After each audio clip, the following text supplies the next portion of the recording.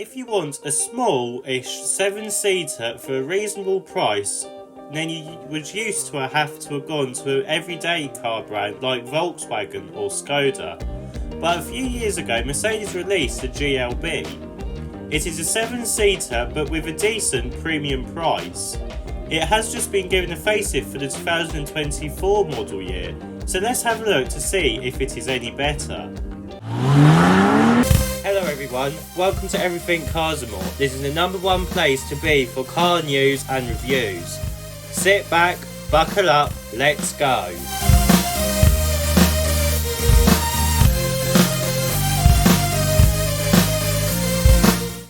So, let's start with the styling at the front, and to start with, it isn't the biggest update we've seen from Mercedes. We get the same grille as before, which means we don't have the new Mercedes mesh pattern, which is a shame.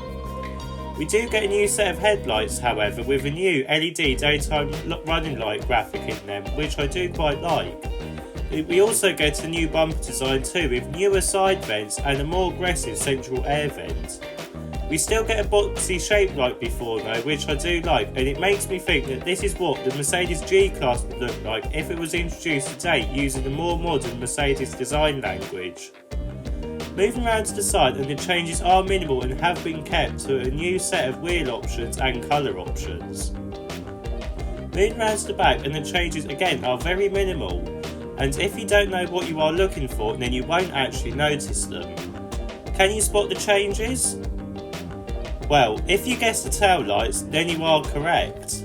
They have a new graphic in them that makes them look like a Citroen tail light, which is quite surprising for me.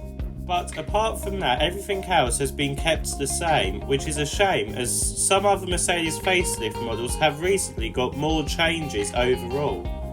Let's have a look at the engine options that you can have with the new Mercedes GLB facelift.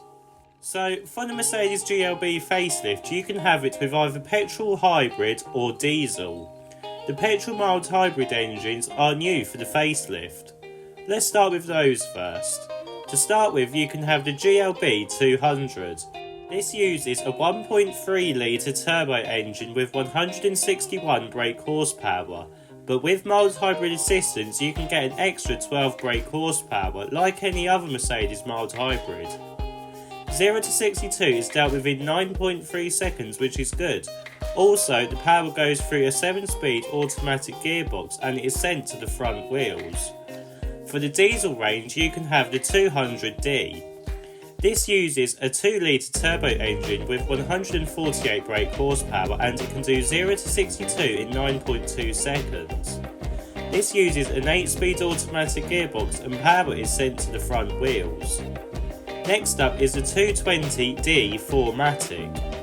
This uses the same 2 litre turbo engine, but the power has been increased to 188 brake horsepower. Power is sent through an 8-speed automatic, but this time it goes to all 4 wheels, making this car 4-wheel drive. 0 to 62 is dealt with in 7.8 seconds, which isn't bad for this type of car. The price of the Mercedes GLB starts at £38,745. Let's have a look at the interior. Now, getting inside the new GLB facelift, and you are welcomed with the same changes as the A-Class and GLA facelift. This means you get the newer Mercedes steering wheel with touch-sensitive buttons, as well as the newer MBUX 2.0 system without the touchpad. This is slightly annoying as it has made using the system harder on this model. You also get some new materials, but apart from that everything else is the same, and to be honest I don't mind that, as the interior of the GLB does feel premium for a cheap Mercedes. And it does feel better than its rivals, but it is not as good as a BMW though. Let's have a look at the middle and third row seats. So getting into the middle row, we get a decent amount of legroom and somewhere to put your feet, as the front seats are positioned quite high up.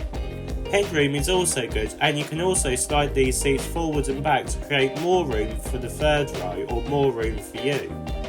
They also recline more too. Let's have a look at the third row. Getting into the third row with the middle row set up in my position, and legroom is not the best and neither is headroom. Really, an adult can't sit here for long or for long journeys, and it will mostly be used for children.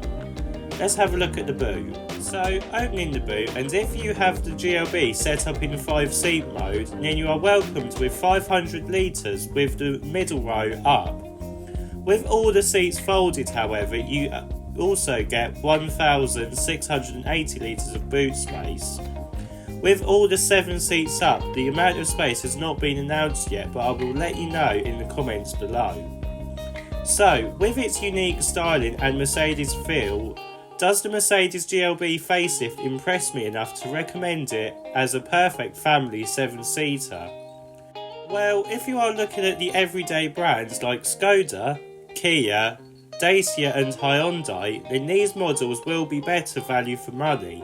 But if you are looking at a BMW or Audi, then personally I would make sure this is near the top to look at least. This isn't a bad car and it will do most people, but if you want a more premium model or you want a decent equipment list, then you must go up the trim levels, and the GLB can get quite pricey, which makes this car feel cheap, especially when you get above £50,000, and to be honest, this is a shame.